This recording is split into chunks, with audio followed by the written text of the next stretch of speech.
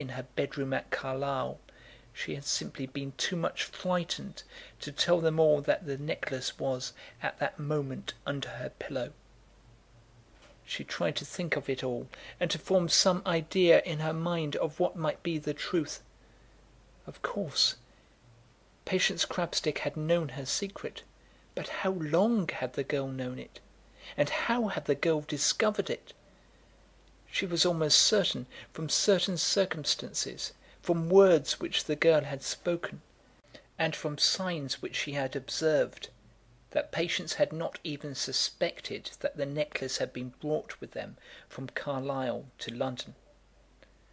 Of course, the coming of Bunfit and the woman would have set the girl's mind to work in that direction. But then Bunfit and the woman had only been there on that morning. The Corsair knew the facts, and no one but the Corsair.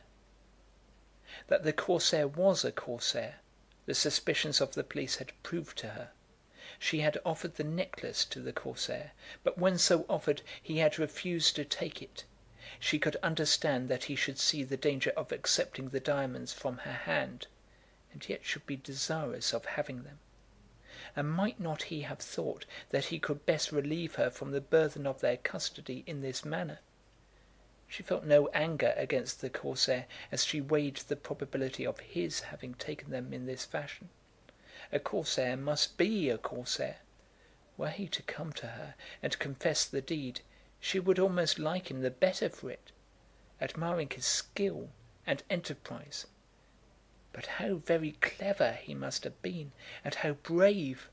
He had known, no doubt, that the three ladies were all going to the theatre, but in how short a time had he got rid of the other women, and availed himself of the services of Patience Crabstick? But in what way would she conduct herself when the police should come to her on the following morning? The police and all the other people who would crowd the house. How should she receive her cousin Frank? How should she look when the coincidence of the double robbery should be spoken of in her hearing? How should she bear herself when, as of course would be the case, she should again be taken before the magistrates and made to swear as to the loss of her property? Must she commit more perjury, with the certainty that various people must know that her oath was false? All the world would suspect her. All the world would soon know the truth.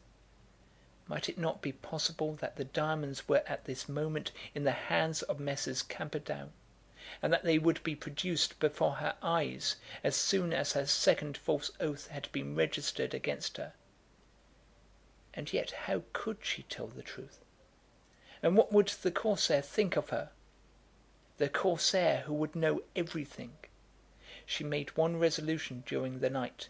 She would not be taken into court. The magistrates and the people might come to her, but she would not go before them. When the morning came she said that she was ill, and refused to leave her bed. Policemen she knew were in the house early. At about 9 Mrs. Carbuncle and Lucinda were up and in her room. The excitement of the affair had taken them from their beds. But she would not stir.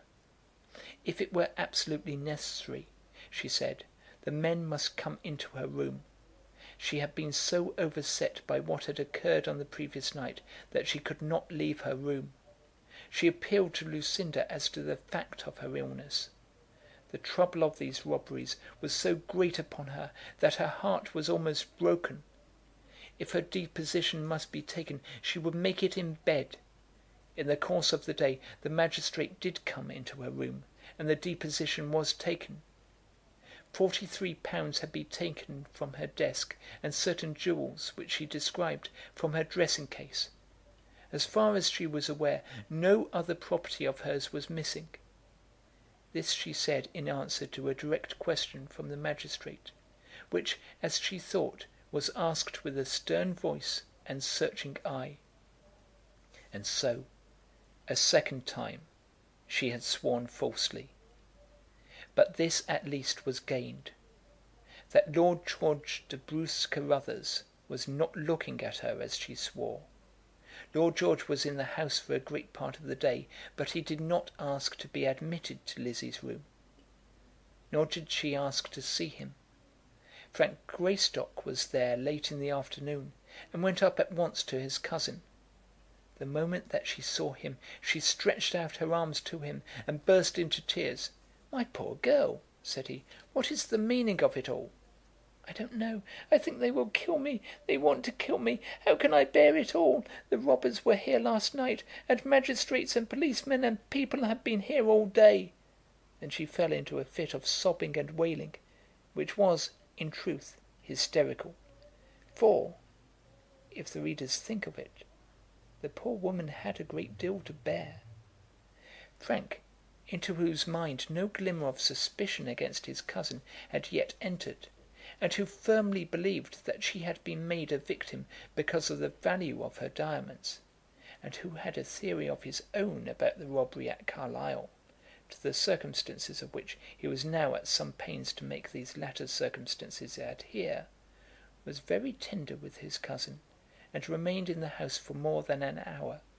"Oh, Frank, what had I better do?" she asked him. "I would leave London if I were you." "Yes, of course, I will. Oh, yes, I will." "If you don't fear the cold of Scotland."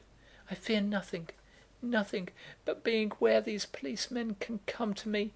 Oh!" And then she shuddered and was again hysterical. Nor was she acting the condition, as she remembered the magistrates and the detectives and the policemen in their uniforms, and reflected that she might probably see much more of them before the game was played out. The thoughts that crowded on her were almost more than she could bear. "Your child is there, and it is your own house. Go there till all this passes by." Whereupon she promised him that, as soon as she was well enough, she would at once go to Scotland.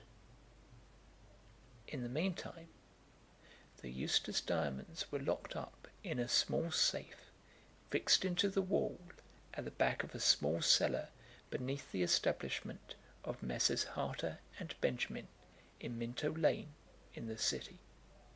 Messrs. Harter and Benjamin always kept a second place of business. Their great shop was at the West End, but they had accommodation in the city. The chronicler states this at once, as he scorns to keep from his reader any secret that is known to himself. End of chapter 52.